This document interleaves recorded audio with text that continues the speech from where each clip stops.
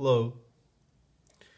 So as it turns out, I lost this lesson, so I have to just making sure that it's in the frame.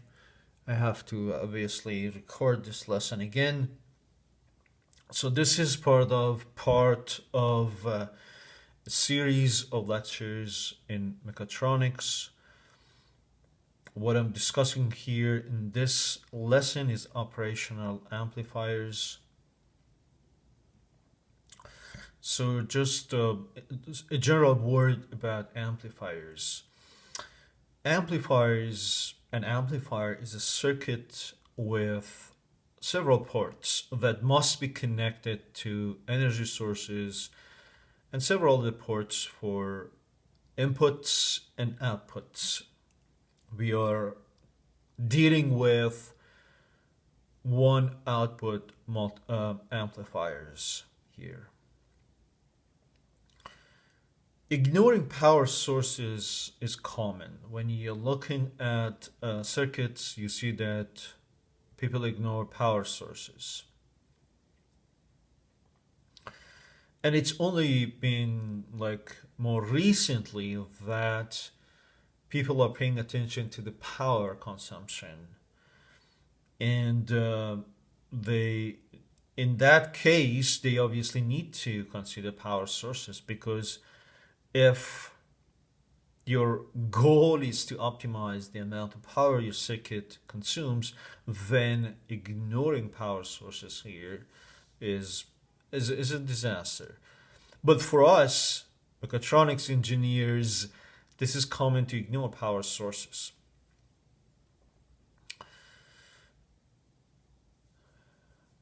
So we usually think of amplifiers as power or amplitude increasing devices in our overall circuit.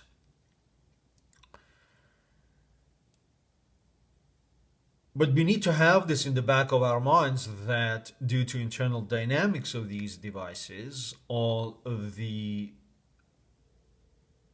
charging and discharging and internal capacitances, for example, the net energy would be negative. In other words, it's a device that dissipates power. So one might think, how can it amplify then?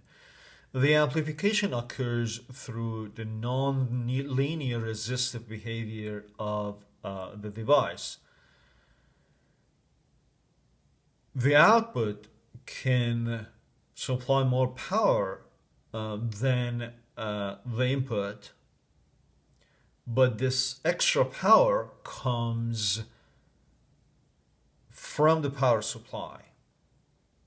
So we cannot create energy out of nothing. So extra power comes from the power sources. And as I just said, it's common to ignore these power supply ports and just draw, in the schematics, draw these two inputs.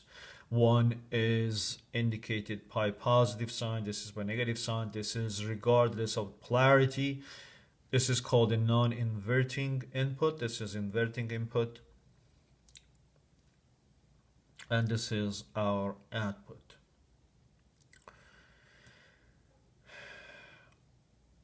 So we are talking about operational amplifiers here. Operational amplifiers became popular during and after World War II. And essentially they are the basic built-in block of most analog signal processing circuits. Essentially, you cannot have, for example, in modern micromechatronics or in biomechatronics, you cannot have a circuit without amplifiers because the signals are so small that without amplifiers there is no way to characterize the signals. If one takes a look at inside an amplifier, inside meaning here, there's you could see that there is a feedback amplifier. In other words, there's a feedback system inside this amplifier. All right. In ideal amplifiers, and this is going to be for most of our discussion, when the two inputs are equal, the output goes to 0. And that's called a zero difference mode. But when the two inputs are different, we are going to have a large gain, A0, affecting or amplifying the difference between the two, V plus minus V minus. In real amplifier though, even for the cases where V plus is equal to V minus, we still have some outputs. And that output is the sum of, you could say, if a practical model of amplifier could be developed in this form, where even for cases where the two inputs are equal, you have an output because of some offset. As I said, inside this amplifier, there's a circuit. So this circuitry does not necessarily match our ideal description. And then we also have what we can call a common mode gain. The common mode gain is a very small number because the amplifier is essentially used for the cases where there's a difference between these two inputs. So if you were to develop a more realistic model, this could be your model. And for ideal amplifiers, we need to only include these terms. All right? And this should suffice for many cases. All right. The other thing is that we have different configurations of amplifiers. There are essentially 6 basic linear operational amplifier circuits. I'm going to go through 2 of them here in this lesson, and then I'm going to go through other configurations in future lessons. The first one is called Inverting Amplifier, and the second one is going to be Transimpedance Amplifier. For an inverting amplifier, I have an amplifier, and I have a feedback resistor here, and I also have this R1 between my V in and V out. So just to remind you, we are ignoring power supply ports. So none of these is our power supply ports. These are inputs and outputs. All right. Just one thing before we move forward. An ideal amplifier draws no current from the circuit. In other words, the amplifier has no effect on the circuit. Amplifier is just there to amplify the signal. It doesn't draw any power from the circuit. So ideal amplifier draws no current from the circuit. All right, so the first thing we need to think about is, what is our end goal? Our end goal is to have output as a function of input. We said that ideal amplifier, the current is 0. It draws no current. Here I have connected for an inverting op-amp the non-inverting port is grounded. So V plus is equal to 0. And this is an ideal amplifier. So for an ideal amplifier, go back here, take a look. For an ideal amplifier, V plus is equal to 0. And we only end up having minus V minus. So minus A0 V minus. So then we can solve that for V minus and find, excuse me, in terms of output voltage divided by A0.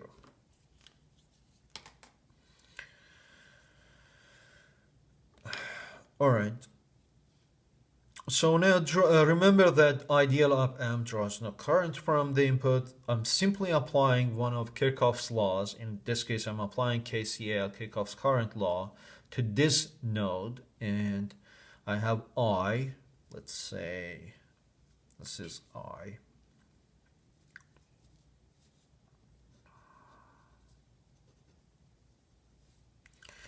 And then this is I. So I is equal to VR1, the voltage difference between the two ports or the two sides of the resistor R1. And then VR1 itself is equal to Vn minus V minus, because V minus is the voltage here or at this node. Dividing that by R1 gives us current. And then I compute current using this resistance and the voltage drop across this resistor, which is equal to, the voltage drop is equal to V minus minus V out. Now I'm simply having a two simple linear relationship. I can solve for V minus or I can solve for V out and develop these two relationships. These are pretty straightforward. You can do it yourself. Before going to transimpedance amplifier, I want you to pay attention to one thing here. If A, sorry, again, this A is essentially A0 everywhere.